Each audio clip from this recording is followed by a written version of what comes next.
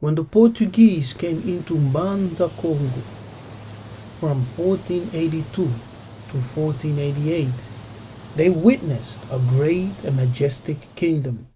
They encountered a very well organized society.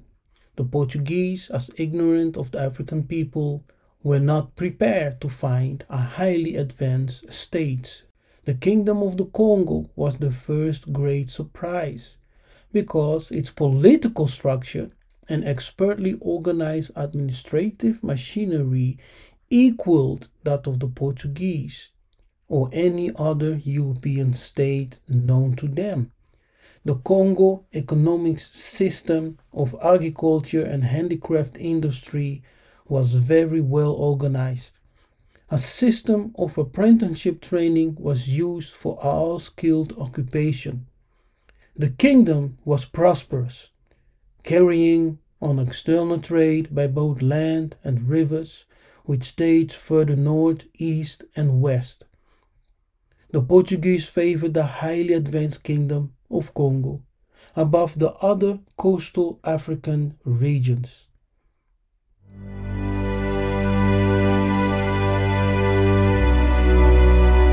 Salama Bena Zulu Bena Congo.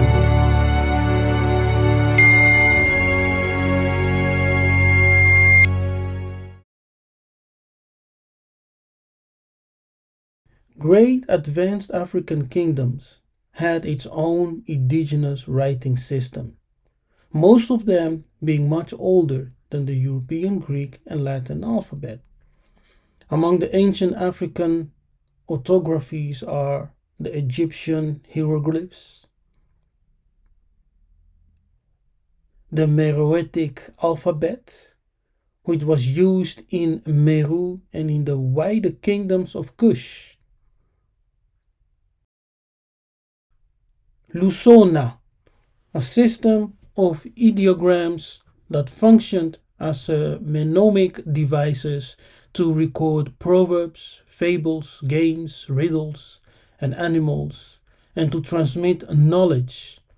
They originate in what is now eastern Angola, northwest Zambia, and adjacent areas of the Democratic Republic of the Congo.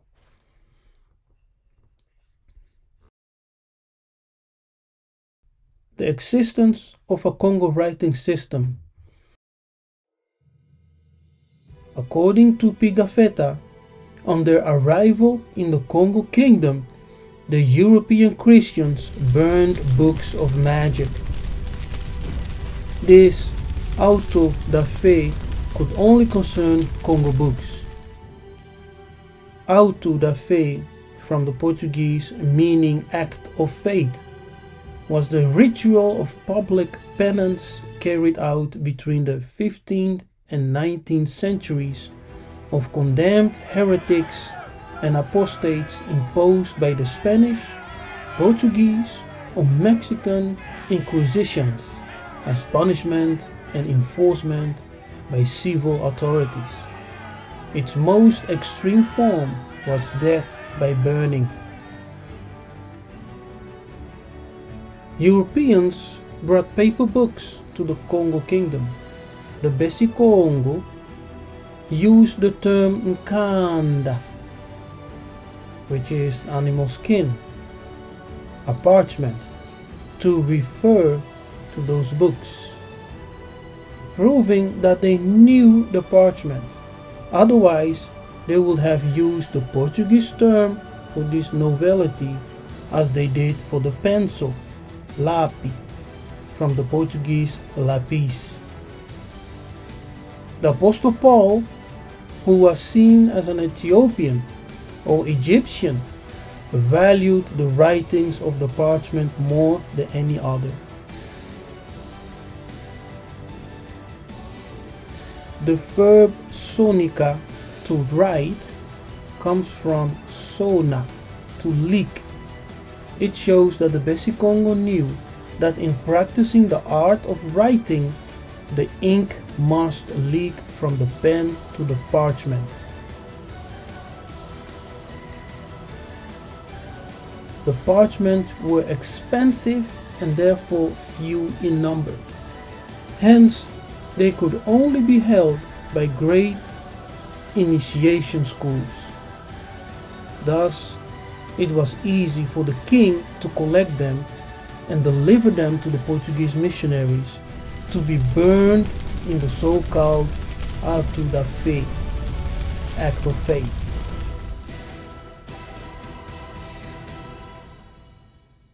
The existence of identical ideograms found in different caves of the Kongo kingdom, far from each other, suggest the presence of a Kongo writing system. Written witness of missionaries.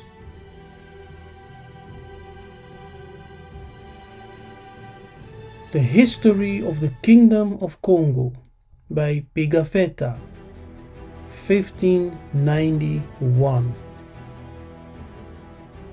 Besides this, he assembled the governors from the different provinces at a place arranged for them to meet in, and told them publicly that whosoever possessed idols or anything else contrary to the Christian religion must give them up to the deputies appointed to receive them, and that all who kept them back would be burned and receive no pardon. This threat being at once put into execution, in less than a month were brought to the court all the idols, sorcery books, and magic writings which had been worshipped as gods, and a truly great numbers of these things were collected. According to Pigafetta, the European Christian missionaries forced the Bessie-Congo to relinquish their sacred writings or be burned without pardon in the so-called ato da fé. The appointed deputies collected a truly great numbers of sorcery books and magic writings, proving that the Bessie-Congo had books and a writing system. The History of Luango, Kakango, and Ngoyo by Abbe Boyard, 1776.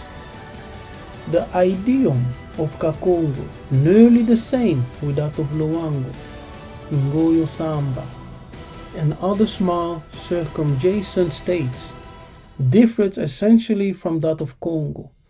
Several similar articles and a great number of common roots seem, however, to indicate that these languages had a common origin, but they know not which of the two is the mother tongue. The cleverest among the natives have not the smallest idea of the origin and progress of the language. They speak, say they, as they have heard their fathers speak. It has been thought that there might be perceived some marked connections between this language and some ancient tongues, especially the Hebrew, Greek, and Latin. Though the missionaries, in considering the richness and beauty of the language, suspected that it was formerly written. There are found in the language many words resembling the Hebrew, which have the same significance. The History of Luango, Kakango, and Ngoyo by Abbe Boyard, 1776. These missionaries, who arrived later on, suspected by good reason that the spoken languages of the Congo was formerly written. As we have seen in the written testimony by Pigafetta, that the missionaries in the so-called ato da fé commanded the Bessie-Congo to deliver and to relinquish the written books, sacred books,